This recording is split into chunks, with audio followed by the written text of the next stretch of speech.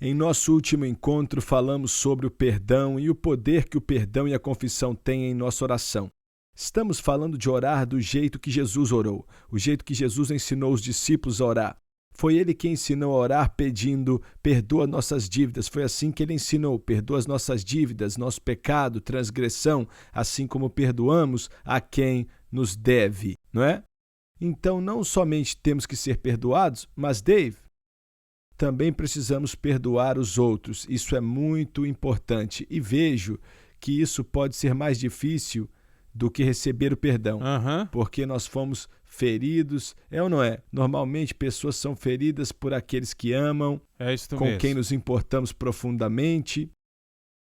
De onde vem o poder? Jesus nos falou para perdoar outros. De onde vem esse poder? Como é que você perdoa alguém que te machucou, que bateu em você, que te xingou, que te jogou na prisão? Como você perdoa isso? E vai ser crítico para nós entendermos isto, se na verdade somos um povo de oração.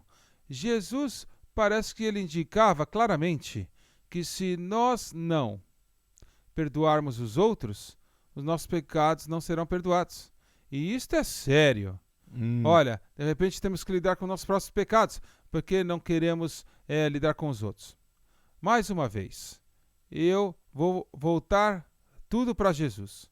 Que o poder para perdoar vem daquele que foi preso numa cruz romana, olhou para o povo que estava lá e falou, Pai, perdoe-os. Uau! Olha, isso é maravilhoso. Uau! Olha, os braços estendidos em agonia, e ele ora, Pai, perdoe-os. Agora, porque Jesus veio para habitar em você, em mim, em cada um que é dele. Certo. Jesus ainda tem a capacidade de fazer o que ele fez 2000 anos atrás, né? Todos nós já confessamos e concordamos com ele, né? Que Jesus, que foi pendurado no madeiro e perdoou aqueles que ele colocou ele lá, ainda pode fazer isso hoje. Olha, no final das contas, ele vem de volta para mim, né? Vem para Jesus, e eu estava ferido. E as pessoas fizeram coisas contra mim que não deveriam ter feito. Não fazemos desculpas por eles, só estamos dizendo, agora, Jesus, você poderia fazer em mim o que o Senhor fez 2000 anos atrás. Será que o Senhor pode me mostrar, Senhor, como perdoar? Senhor, será que o Senhor pode primeiro perdoar através de mim para eles? E, Senhor, continue a me mostrar como fazer isso. E eu creio que isso se torna um processo. Olha, muitas poucas pessoas, talvez ninguém, que, olha, simplesmente como um crente se encontra facilmente perdoando. Vamos dizer coisas como, por exemplo, eu perdoo, mas eu não vou esquecer, né? Falamos coisas assim, que quer dizer eu não vou perdoar, né? Eu vou me agarrar a esse problema, né? Vai se tornar um grande obstáculo na minha vida. No final das contas, isso volta para Jesus. Jesus, não só eu sendo uma pessoa boa, ou, sabe, naturalmente perdoador e todas essas coisas. Nada disso. É uma das indicações mais claras que nós estamos moldados em Jesus na oração, que ele agora tem a liberdade em nós para fazer o que é natural para ele, mas não natural para nós. Verdade. Não é natural para um ser humano perdoar o outro, né, que realmente te feriu. Verdade. Mas é natural para Jesus fazer isto. É verdade. Veja, quando falamos disso, é como se houvesse um fio ligando tudo em nossa vida de oração, e esse fio é a cruz. Você estava falando disso aí? Senhor. Nós começamos na cruz, é por isso que entramos na presença de Deus, mas é da cruz que o amor de Deus flui, a graça flui. Quando olhamos para Jesus, nós vimos ele dizer, Pai, perdoa-os, sabemos que um deles era eu. Certo. Então, outra coisa que me ajudou muito, Dave, foi entender que quando Jesus fez essa oração, ele mesmo não tinha pecado. Isto mesmo. Ele era perfeito, absolutamente puro, nunca fez nada de errado. E ainda assim, quando espancaram, humilharam, cuspiram, zombaram, crucificaram, e ele ainda os amou. Isto. Aqui é a diferença, ó. Eu fiz coisas erradas, já magoei pessoas. E eu tenho um amigo que costuma dizer, quando você recebe uma crítica, lembre-se que se as pessoas soubessem de toda a verdade sobre você, seria bem mais que a crítica que você recebeu. mesmo. Porque todos pecamos, todos falhamos. Com certeza. Então, quando alguém peca contra nós, podem estar totalmente errados, mas ainda assim, temos nossos problemas, nossos erros. Mesmo. Mas Jesus não era assim. Ele era perfeito. Sua graça é perfeita. E eu acho que essa graça que... Eu não acho, eu tenho até certeza que essa graça que me capacita a perdoar aqueles que me machucam. Certo. Então fala sobre a palavra graça e como isso tem a ver, porque falamos na última sessão da graça do perdão. Isso e mesmo. agora vamos falar de graça de novo. Precisamos de graça para perdoar os outros, da graça de Deus. Bem, e pense nesta perspectiva. A graça é uma maneira de traduzir, é claro que é um dom, um presente. Deus nos dá algo que nós não merecemos, não, sabe? Ele nos dá para nós.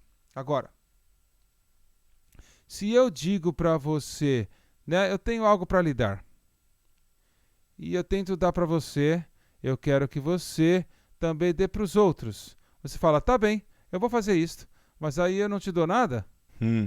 Você não pode fazer nada, porque você não recebeu.